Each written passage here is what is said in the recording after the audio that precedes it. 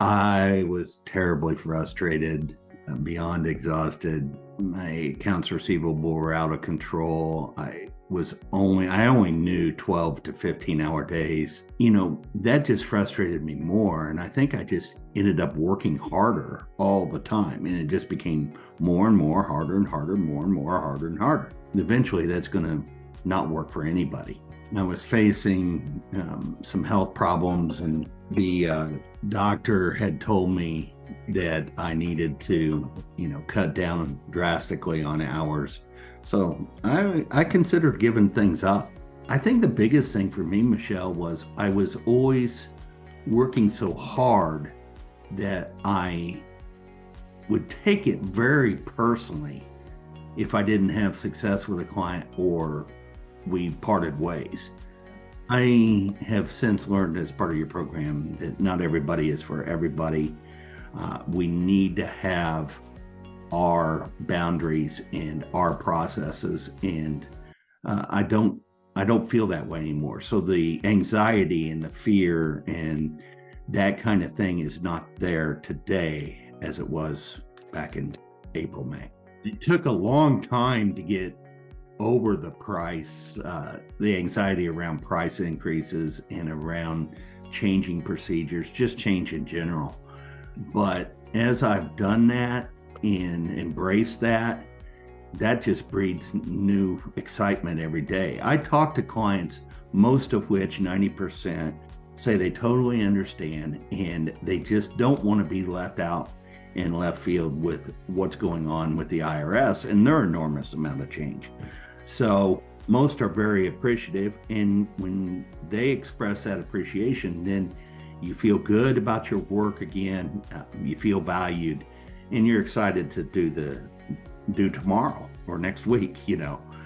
Time, money, health, personal life, everything was out of balance in my life. And as you fix one, it helps you fix the others. So the time getting the time into better balance to work helped me fix my personal life, helped me make that better balance, helped me work towards better health, helped me with my attitude and anxiety, depression at times. And then the money starts to flow better, and you just feel invigorated, powered. I felt like the train was rolling on the tracks again.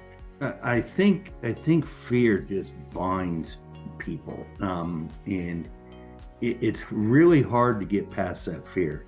But you told me to, even if I was struggling with time, attend every Tuesday webinar. That was key, because the more I saw other people having success and people who started with me going faster than me, the more it encouraged me and motivated me that this can be done. And I think we all think in this industry that sometimes it's just too messed up, that we'll never get around the curve, or turn over another stone. That's not true. Just needed to find a way. So you need to be open to hearing suggestions, and then you've got to be ready to act upon them. I was at my wit's end, so once I was open to hearing them and I heard them, I felt like I was ready to act on them. We all think that we operate, at least I do in a small firm, operate where it's predominantly all my effort. Everything goes through me. And you tend to think that you should have the answers and the ability to do that. But that's just not realistic. And sometimes you need to be reminded that, other people and consultants like you that have had other successes are going to bring about suggestions and empower them to make the changes. When you can be open to that and take those steps, then learn from everybody else. We shouldn't have to feel like we have to do it all. And I think one of the things you said to me in one of my first month or so is don't reinvent the wheel. We've got a product here that works. We've got a process here.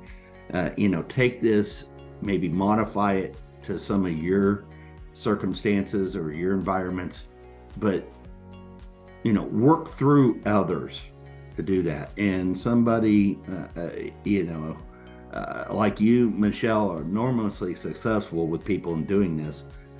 It's just, you have to accept it and embrace it. And I eventually did, and it's all been good.